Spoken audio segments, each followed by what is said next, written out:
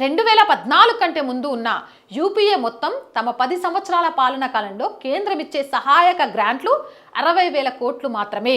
సహాయక గ్రాంట్లు అందిస్తుంది కదా, అది 10 ఏళ్లలో యూపీఏ ప్రభుత్వం 60,000 కోట్లు ఇస్తే, ప్రస్తుతం ఉన్న మోడీ ప్రభుత్వం ఈ 12 సంవత్సరాలలో ఇప్పటి వరకు 2,17 కోట్లను 2.17 లక్షల కోట్లు ఇచ్చింది.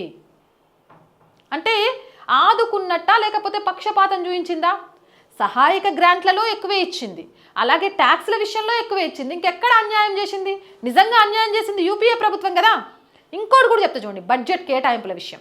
ప్రస్తుత ఆర్థిక సంవత్సరానికి 2026-27 కర్ణాటక బడ్జెట్ కేటాయింపుల్లో కేంద్ర ప్రభుత్వం వాటా 63,000 కోట్లు. రాష్ట్ర ప్రభుత్వం నిర్ణయించిన బడ్జెట్లో 26-27 బడ్జెట్లలో కేంద్ర ప్రభుత్వమే ఇచ్చే వాటా 63,000 కోట్లు. ఇది ఎంతమందికి తెలుసు? ఈ ఒక్క ఏడాదిలోనే కేంద్రం ఇచ్చిన నిధులు యూపీఏ హయాంలో 10 సంవత్సరాలలో కర్ణాటకకు వచ్చిన మొత్తం కేటాయింపుల కంటే ఎక్కువ. ఒక్క సంవత్సరం ఇచ్చింది. ఇక కోవిడ్ సహాయం, వడ్డీ లేని రుణాలైతే చెప్పవసరమే లేదు.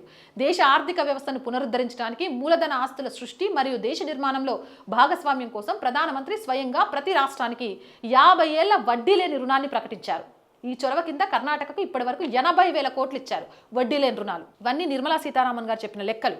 ఇప్పుడు కర్ణాటక ప్రభుత్వ ప్రతినిధి లేదా కాంగ్రెస్ పార్టీకి చెందిన ఎవరైనా వచ్చి ఆమె చెప్పిన ఈ గణాంకాలు తప్పుదోవ పట్టించేవి మరి అతిశయోక్తి అని నిరూపిస్తారేమో వేచి చూడాలి. నిరూపించకపోతే ప్రజలను మోసం చేసిన దద్దమ్మలు అని ఒప్పుకోవాలి.